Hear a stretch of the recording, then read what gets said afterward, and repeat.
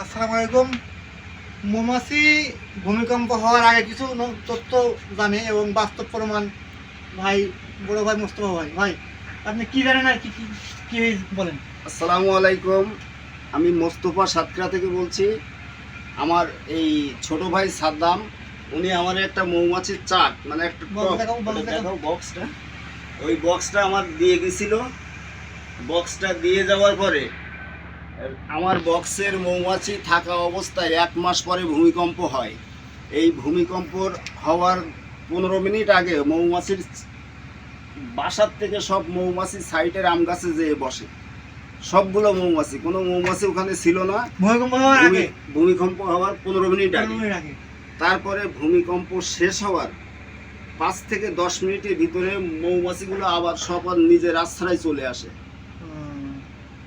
মানে এটা মৌমাছি আগে তো বুঝতে পেরেছে যে এরকম। হ্যাঁ, মৌমাছি, আমি তো আশ্চর্য যে আমার মৌমাছির চাকটা চলে যাচ্ছে। আপনি এসে দেখি যে কোনো মাছি নেই। তারপরে চলে যাচ্ছে, মনে করলাম কিছুক্ষণ পরে এই ভূমিকম্প শুরু হলো। আর এই যে আপনার বাসায় যে মধু, আপনার কাছে কি মনে হয়, কেমন মনে হয় বাসায় মানুষ তো? হ্যাঁ, আমি ছাগল পালে, গরু পালে, কুকুর পালে, বিড়াল পালে। আমার এই মধুটা সম্পূর্ণ খাঁটি মধু। খাঁটি মধু। এই চাকটা ওখানে রেখে গেছিল, সেইভাবে সেইখানেই আছে। সেইখানে আছে। কিন্তু আমি তো ওই চাকের পিছনে কোনো সময়ও ব্যয় করিনি। আরে অনেকে বলে এই বক্সের মধু এই সে হাবি যাবি, আপনার কি মনে হয় আপনার বাসায়? না, এটা আসলে এটা মধু কিন্তু আরো ব্যবসায়ী যারা আছে, সাধু আর অসাধু ব্যবসায়ী আছে, সেটাই ধারণা করতে। এটা মধু কিন্তু আরো বেশি ছিল, এটা খালি হয়ে গেছে।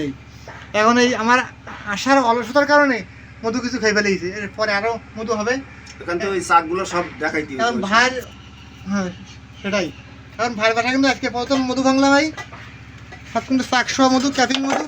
এই আচ্ছা, আপনার তো ডায়াবেটিস আছে আছে না নাকি? হ্যাঁ হ্যাঁ হ্যাঁ, মধু খালি কোনো সমস্যা নেই, খান খান খান, কোনো পোকা নেই। ভাবে আপনি খাবেন? খাবেন আপনি? আমি একটু খেলাম। নাও একটু নাও। না এখন রোদে খাবো না। সেই খান।